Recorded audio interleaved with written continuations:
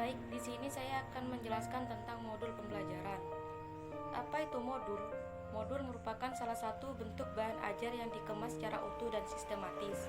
Di dalamnya memuat seperangkat pengalaman belajar yang terencana dan didesain untuk membantu peserta didik menguasai tujuan belajar yang spesifik. Selanjutnya, tujuan modul. Tujuan pembuatan modul adalah untuk mempermudah proses pembelajaran dan penyampaian pesan agar lebih efektif dan efisien, serta dijadikan sebagai alat evaluasi, bahan rujukan, dan untuk mengatasi keterbatasan ruang dan waktu. Selanjutnya, fungsi modul. Modul memiliki fungsi sebagai berikut. Pertama, bahan ajar mandiri. Meningkatkan kemampuan peserta didik untuk belajar sendiri tanpa tergantung kepada kehadiran pendidik. Yang kedua, pengganti fungsi pendidik.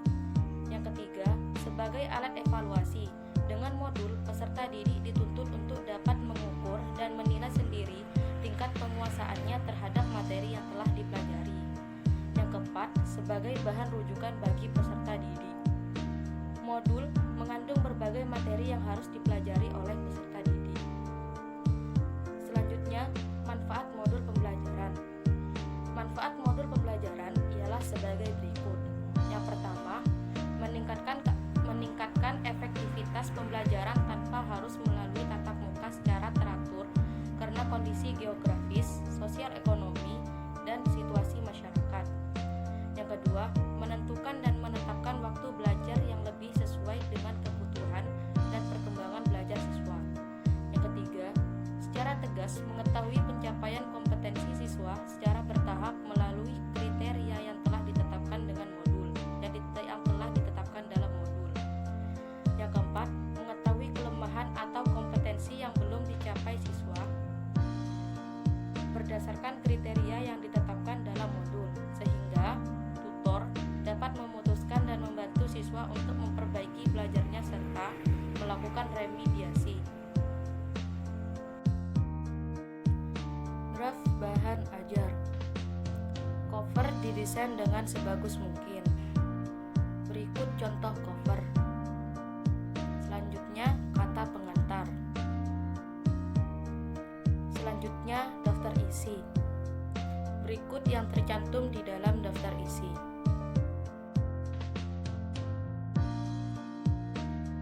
Selanjutnya yaitu penjelasan mengenai materi yang akan kami bahas di modul kami, yaitu tentang perkembangan dakwah Nabi Muhammad SAW. Poin A. Sejarah dakwah Rasulullah SAW pada periode Islam di Mekah. Memasuki 14 tahun usia pernikahan Nabi Muhammad SAW dengan Siti Khadijah, Nabi Muhammad SAW sering melakukan ibadah diiringi dengan memohon petunjuk kepada Allah SWT, yaitu dengan berkholwat di Gua Hira. Lalu Nabi Muhammad SAW mendapatkan wahyu pertamanya, yaitu Al-Quran Surah Al-Alaq ayat 1-5. Setelah Nabi Muhammad SAW mendapatkan wahyu yang pertama dari Allah SWT dan juga telah mendapat nasihat dari Waraqah bin Naufal, beberapa malam Nabi Muhammad telah siap menerima wahyu kembali. Akan tetapi, wahyu tersebut tidak kunjung datang. Baru pada malam ke-40, wahyu kedua turun, yaitu Al-Quran Surah Al-Mudaththir ayat 1-5. Setelah menerima dan menghafal wahyu itu, Nabi Muhammad menanggalkan selimutnya. Rasa takut dan gemetarnya pun hilang. Mulai saat itulah Nabi Muhammad telah diangkat oleh Allah SWT menjadi nabi dan rasul. Tugas baru telah datang, yaitu menyabarkan agama Islam kepada seluruh umat manusia. Setelah itu, wahyu pun turun terus-menerus dan berkelanjutan. Selanjutnya yaitu poin B, dakwah secara sembunyi-sembunyi. Ketika wahyu pertama turun, Nabi Muhammad SAW belum diperintah untuk menyeru umat manusia untuk menyembah dan mengesahkan Allah. Jibril tidak lagi datang untuk beberapa waktu lamanya. Pada saat sedang menunggu itulah, kemudian turun wahyu yang kedua, yaitu Al-Quran Surah Al-Mudaththir ayat 1-7, yang menjelaskan agar akan tugas Rasulullah SAW, yaitu menyeru umat manusia untuk beribadah kepada Allah dan mengisahkan Allah Subhanahu wa Ta'ala. Dengan perintah tersebut, Rasulullah mulai berdakwah secara sembunyi-sembunyi.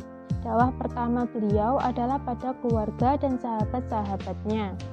Orang pertama yang beriman kepadanya ialah Siti Khadijah, istri Nabi, kemudian Ali bin Abi Thalib, putra Nabi Muhammad, dan Zaid bin Haritsah, yaitu budak Nabi yang dijadikan anak angkat.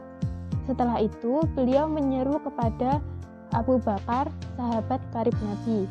Kemudian, dengan perantaraan Abu Bakar, banyak orang-orang yang masuk Islam. Orang-orang yang masuk Islam pada masa dakwah secara sembunyi-sembunyi, yang namanya sudah disebutkan di atas, disebut dengan as-sabiquna al-awwalun atau pemeluk Islam generasi awal. Selanjutnya yaitu poin C, dakwah secara terang-terangan. 3 tahun lamanya Rasulullah SAW melakukan dakwah secara sembunyi-sembunyi. Kemudian turunlah firman Allah Subhanahu wa Ta'ala, yaitu Al-Quran Surah Al-Hijr ayat 94 yang memerintahkan agar Rasulullah SAW berdakwah secara terang-terangan. Pertama kali seruan yang bersifat umum ini beliau tujukan kepada kerabatnya. Kemudian penduduk Mekah, baik golongan bangsawan, hartawan maupun hamba sahaya. Setelah itu, pada kabilah-kabilah Arab dari berbagai daerah yang datang ke Mekah untuk mengerjakan haji. Sehingga lambat laun banyak orang Arab yang masuk agama Islam. Demikianlah perjuangan Nabi Muhammad dengan para sahabat untuk meyakinkan orang Mekah bahwa agama Islamlah yang benar dan berasal dari Allah Subhanahu wa Ta'ala. Akan tetapi, kebanyakan orang-orang kafir Quraisy di Mekah menentang ajaran Nabi Muhammad tersebut. Ada beberapa faktor yang menyebabkan orang kafir Quraisy berusaha menghalangi dakwah Islam, yaitu pertama, orang kafir Quraisy tidak dapat membedakan antara kenabian dan kekuasaan. Yang kedua, Nabi Muhammad menyerukan persamaan antara bangsawan dan hamba sahaya. Yang ketiga, para pemimpin Quraisy tidak dapat menerima adanya hari kebangkitan kembali dan hari pembalasan di akhirat. Keempat, taklid pada nenek moyang adalah kebiasaan yang berakar pada bangsa Arab. Yang kelima, pemahat dan penjual patung menganggap Islam sebagai penghalang rezeki mereka. Poin D. Isra Mi'raj Nabi Muhammad SAW. Menurut istilah, Isra adalah perjalanan Nabi Muhammad SAW pada suatu malam dari Masjidil Haram ke Masjidil Aqsa atau Baitul Maqdis di Palestina. Mi'raj berarti naik atau menuju ke atas. Menurut istilah, Mi'raj adalah naiknya Nabi Muhammad SAW dari Masjidil Aqsa menuju Al-Ais atau Sidratul Muntaha untuk menghadap Allah Subhanahu wa Ta'ala. Isra Mi'raj adalah pertolongan dari Allah Subhanahu wa Ta'ala. Perjalanan Nabi Muhammad SAW dengan malaikat Jibril yang pertama menuju Masjid Al-Aqsa di Palestina. Selama perjalanan mereka singgah di 5 tempat. Yang pertama, kota Yasrib, sekarang disebut Madinah Al-Munawwarah. Yang kedua, kota Madian, atau yaitu tempat persembunyian Nabi Musa ketika dikejar tentara Fir'aun. Yang ketiga, Tursina, yaitu tempat Nabi Musa menerima kitab Taurat. Yang keempat, Baitlahim, yaitu tempat kelahiran Nabi Isa. Yang kelima, Masjidil Aqsa di Palestina, yaitu tempat yang dituju dalam perjalanan malam tersebut. Ada banyak hikmah dari peristiwa Isra Mi'raj, yaitu sebagai berikut. Yang satu, menghilangkan perasaan sedih atau gundah dalam diri Nabi Muhammad SAW yang disebabkan oleh meninggalnya pembelaan yang utama, yaitu pamannya Abu Thalib dan istrinya Siti Khadijah. Yang kedua, Allah Subhanahu wa Ta'ala hendak memperlihatkan kemahakuasanya kepada Nabi Muhammad SAW agar ia tetap yakni bahwa Allah akan tetap menolongnya dalam menghadapi musuh-musuh yang menghalangi dan membendung dakwah Islam.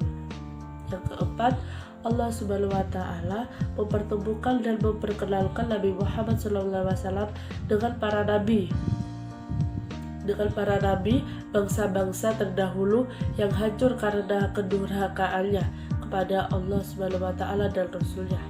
Yang kelima, menguji para pengikut Nabi Muhammad SAW apakah mereka itu beriman kepada agama yang selama ini yang sudah dianutnya.